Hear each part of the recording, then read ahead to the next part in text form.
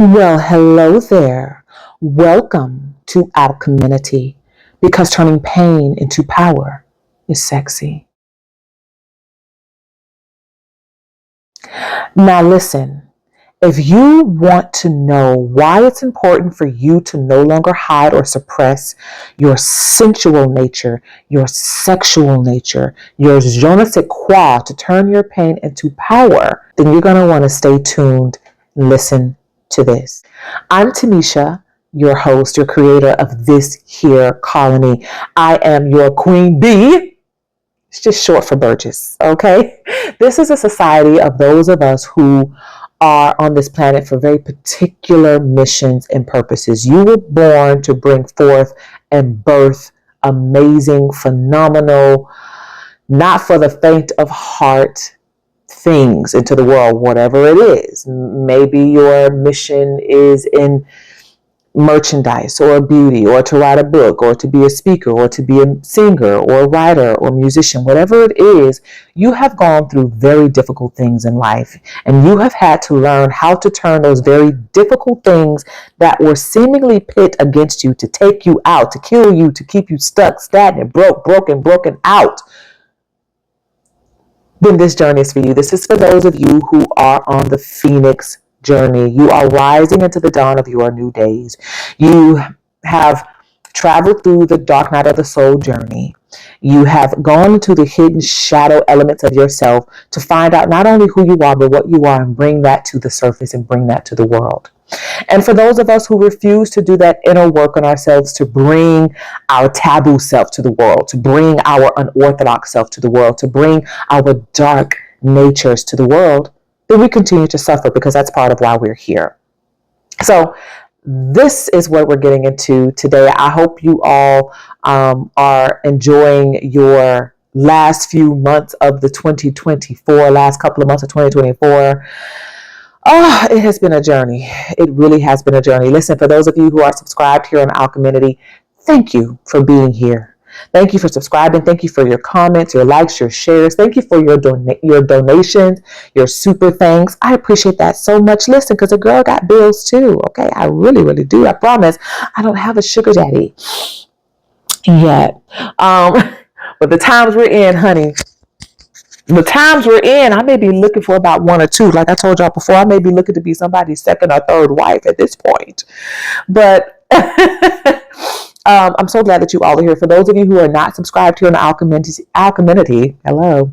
What are you waiting for? Go ahead and hit that subscribe button right now. Maybe by the end of this cast, you'll be ready to subscribe. So let's get into it.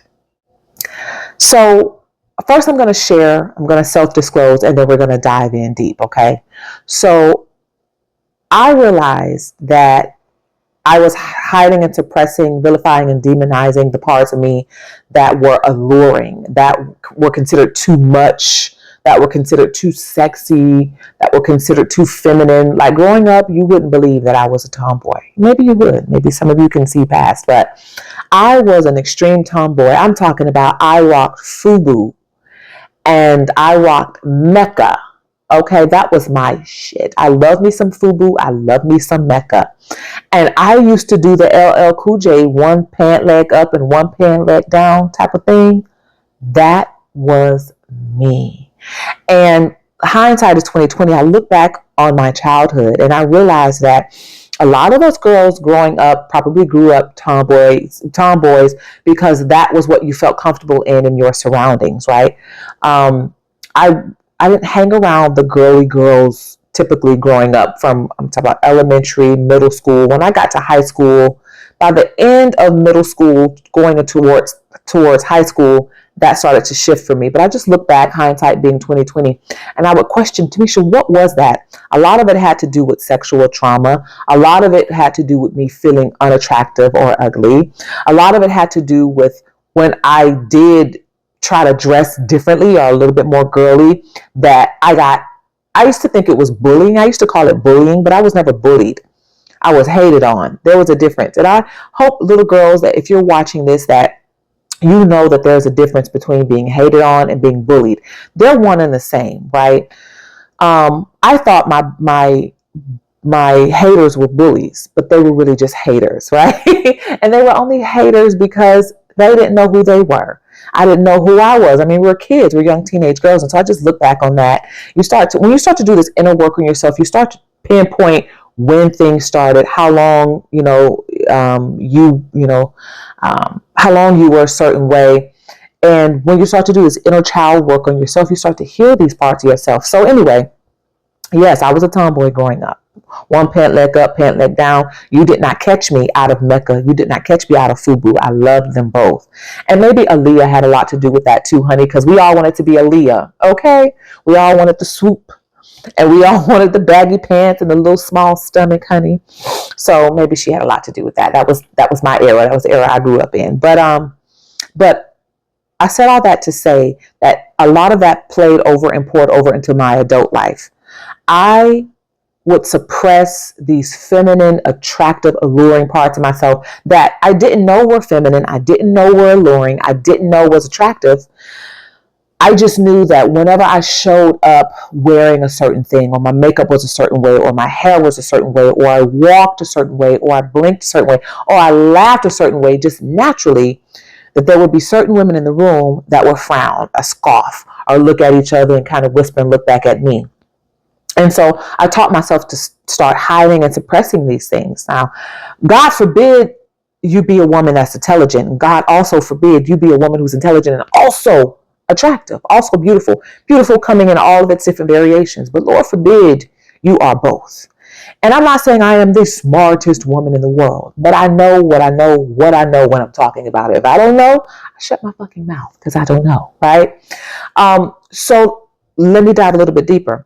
I would hide these alluring, sensual, sexy, feminine, magnetic parts of myself because I wanted to be taken seriously in corporate settings. Okay. I was in media and journalism. I ran my own consulting company before 2020, making close to $70,000 a year. Okay. Before 2020, that's not too bad. Before 2020, now it's crumbs, right?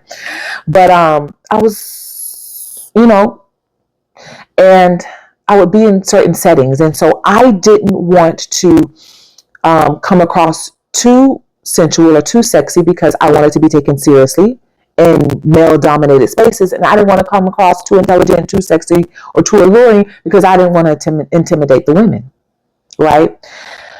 Going a little bit further, I always thought I was going to be invited to the White House, honey. I always thought I'd be invited to speak on Capitol Hill. I'm huge on humanitarian efforts. I always thought, wow, if this dress is too tight, or if it's showing my body, or if my makeup is too whatever, or even if my hair is a certain way, if my hair color is a certain way, I didn't want to show up like that because I didn't want to get the type of attention that beauty attracts. I didn't want to get the type of attention that being intelligent and being beautiful attracted. Because I didn't know how to handle hate. I didn't know how to handle not being liked.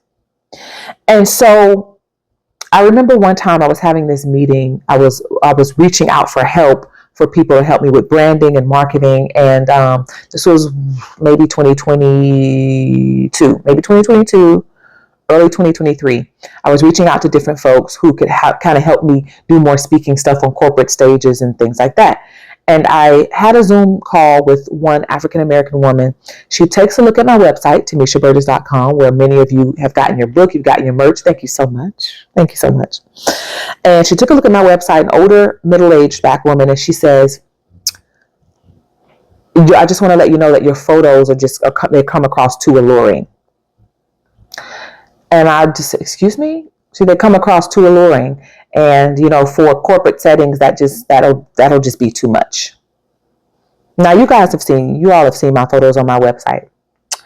And so I sat on that for like a couple of months because I was just so bothered. I sat on that for a couple of months, and I took to social media and I posted about it on LinkedIn. And I said, this is what was told to me about my website. The fact that I am attractive, because alluring means you're magnetic, meaning you draw in, meaning you have some sort of je ne sais quoi about yourself, right? You're aesthetically pleasing. You're aesthetically pleasing to the eye.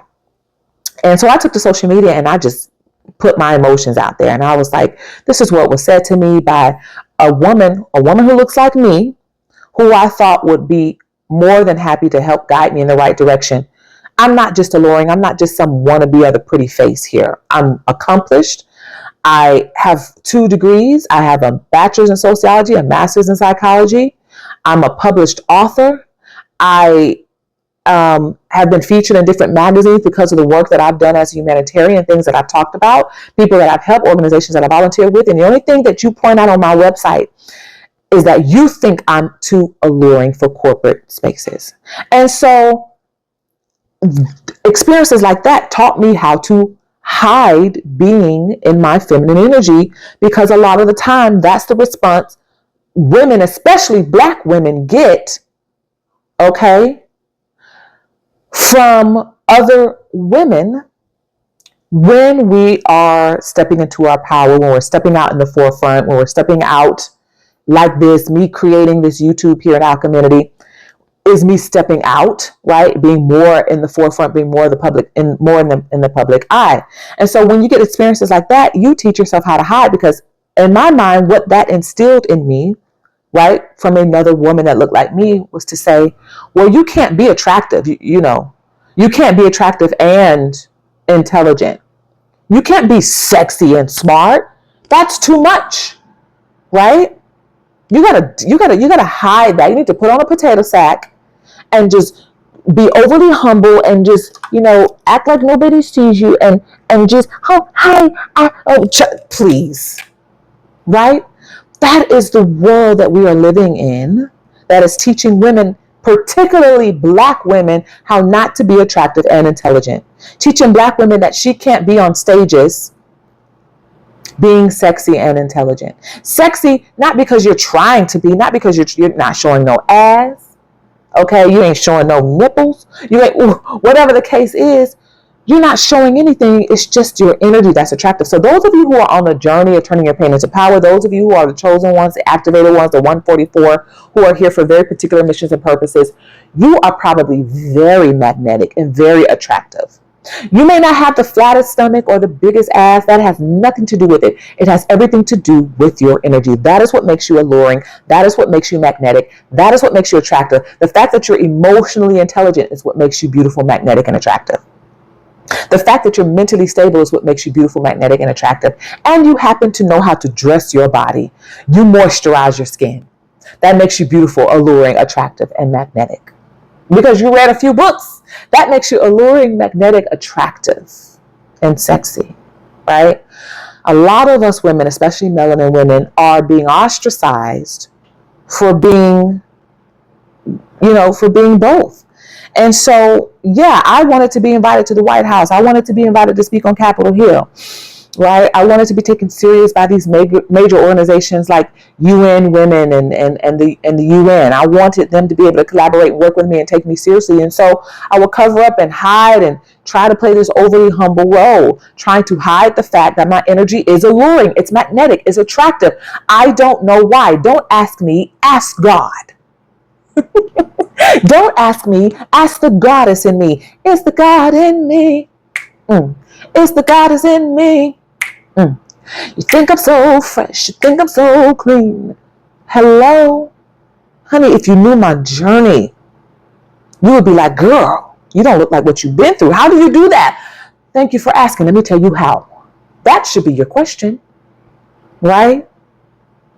So a lot of the anxiety that I experienced throughout my life, the panic attack that I experienced, the depression that I experienced, suicidal thoughts that I had, was all because I was hiding these alluring parts of myself because they were considered too much for corporate spaces. When I was consulting before 2020, the majority of my clients, all of my clients, as a matter of fact, were small, Black, female-owned agencies. I worked with a special needs population. I worked with special needs providers who provided services for Medicaid waiver recipients, right? So the population were special needs people who were diagnosed with some sort of developmental disability, mentally or physical, or, both. And so I would work in these settings with a lot of Black women. And there would be sometimes I would walk into meetings and Oh, hi, Miss Burgess. You look pretty today. So do you. Thank you so much. You always look pretty, Miss Burgess. So thank you so much. So do you. And then there would be some groups would be, you know, because when I walked into these meetings, I looked together. My hair was together. My makeup was on point. Yes, I wore heels to meetings. Yes, I wore perfume. And a lot of the meetings I would sit in, it would be women who were not yet in their power, did not yet know themselves, were intimidated by seeing another woman in her power who was confident in what she was doing and who she was and was good at what she did and who she was and was all about bringing other women on to be a part of that. But instead of it being collaboration, it was competition, it was snickering, it was snares, it was all of that kind of stuff. And so I taught myself how to start suppressing and hiding this stuff. And that affected my mental health. That affected my physical health, my well-being. My cortisol levels increased. I would be up and down in my weight. My skin was breaking out like I don't know what. I could not keep my skin from breaking out. Every time I was trying to heal a breakout, a whole bunch of slew of other breakouts were coming. It was insane, but I had no idea that the environments that I was in was so toxic that it was affecting me mentally, emotionally, and physically. And the toxicity was teaching me how to treat myself, how to hide myself. And so I suffered. I suffered in silence and nobody knew. So I'm sharing my story because I want those of you who are on this same journey, people have this misconception that you cannot be spiritual and attractive. You can't be spiritual and sexy at the same time. That doesn't go together. Says who? Right? These rules that man and people have made up about how they think you should be, act, walk, talk, just to make them feel comfortable with the fact that they have not activated their own whatever, je ne sais quoi, make them feel comfortable with the fact that they refuse to do the work on themselves, so they want you to hide and suppress and deny and vilify and all this kind of stuff.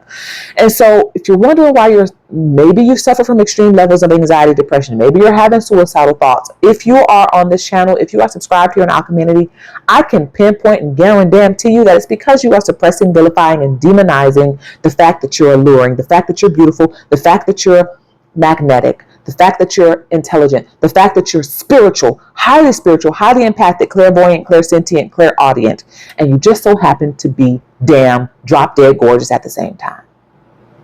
Now, don't get me wrong. It's not like we wake up like this. I didn't wake up with ruby red lips. Okay? Maybe it's just moisturizer and some foundation and some powder. But I've got great skin underneath. And it didn't happen overnight. It happened with tons and tons of work. And so I'm sharing this because I thought part of my mission was to be invited to the White House and to speak on Capitol Hill. And so I would hide parts of myself. I did not, when I came out with YouTube, when I started YouTube, it wasn't always our community. It used to be Fireside Chats for Global Women. But when I started YouTube, I didn't come fully in this self that you see now. Right? Everything is evolution. Everybody has to grow and evolve and whatever it is that you are and what you are. But I spoke differently. I wasn't as expressive because I wanted to seem poised and politically correct and speaking like this and all that. And that was detrimental to me mentally, physically, emotionally, even spiritually. It was detrimental to my mission, to my purpose, to who I am, to what I am. It kept me stuck and kept me broke and kept me broken. Kept me brokenhearted, kept me delayed, stagnant, right? So anyway, coming into your power as a chosen activated one and as a person that's on this journey, part of that will mean answering the calling to your magnetism, answering the calling to the fact that you are alluring, that you are magnetic, that you are attractive. Yes, you are.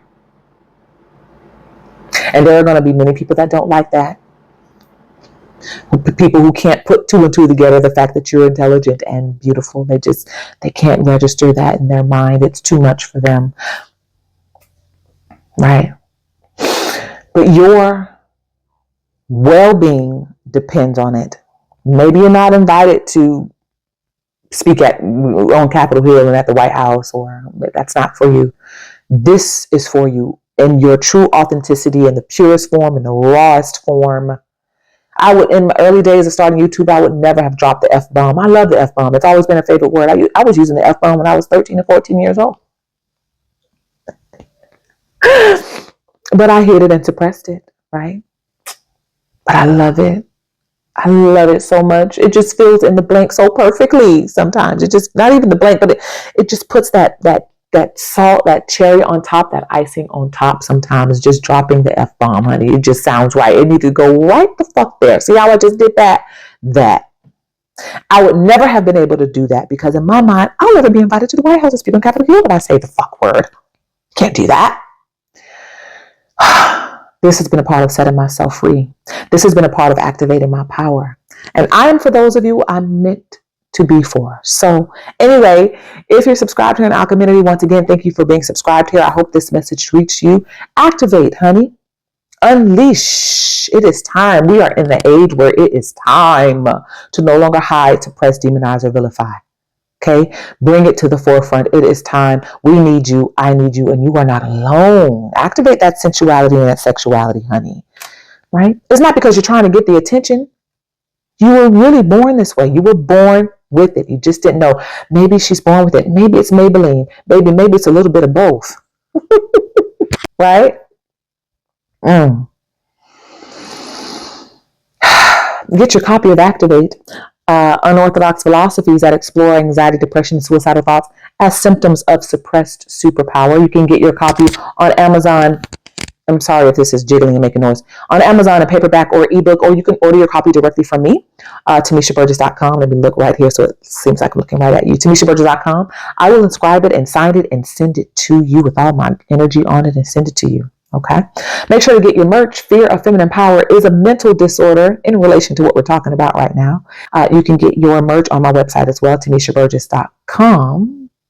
Once again, like, share, subscribe here. Make sure you comment. Please, I love your comments. Talk to me. I want to talk back. Talk to me. I want to hear from you. I love just having the dialogues in the comment section. And donate to our community, honey. We can take all the donations we can get. I appreciate the jingle, but I love it when it folds. But no donation is too small. I appreciate those of you who have given super thanks here in our community. I appreciate you. Thank you so much. For those of you who've gotten your copy of Activate, I've gotten your emails, I've gotten your DMs. We're going to be bringing some folks on our community to talk about Activate. So it'll be our own little book club here. And there are going to be some folks coming on and talking about what parts of the book spoke to them, why they decided to order the book, and how it's helped them. So stay tuned for that for the new year. Enjoy the rest of y'all new year, the end of this 2024, going into the new year of 2025, and I'll see y'all on the flip side. Ciao for now.